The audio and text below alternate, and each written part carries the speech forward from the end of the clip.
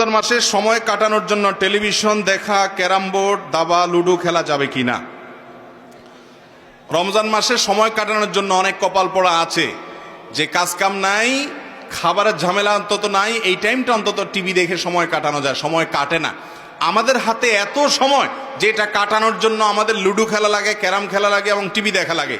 আর সাহাবীদের কাছে সময় এত কম ছিল, তারা এসে নবীজির কাছে বলতেন, ইয়া রাসূলুল্লাহ, ইসলামের এত কাজ, এগুলো করে আমরা কুলাই না, আপনি একটু সংক্ষেপ করে দেন, সময় পাচ্ছি না। তারা সময় পাইতেন না সাহাবীরা, আর আমাদের এত সময় যে কাটানোর জন্য এগুলো করা লাগে। মনে রাখবেন, রোজার উদ্দেশ্য মানুষকে মুত্তাকি বানানো।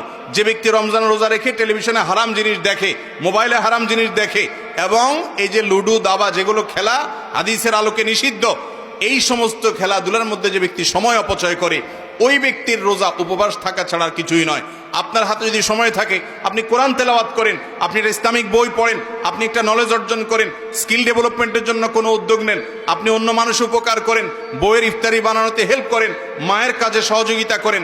কাজের অভাব নেই।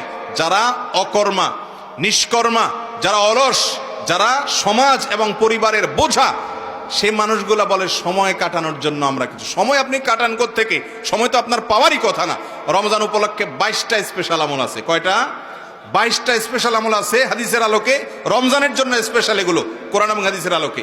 এই 22টা স্পেশাল আমলের তালিকা টাঙ্গায় রাখেন, দেখবেন বেহুশ হয়ে যাবেন আমল করতে করতে। কখন আপনি ক্যারাম খেলবেন? অতএব রোজা রেখে এগুলা করা জায়েজ নাই।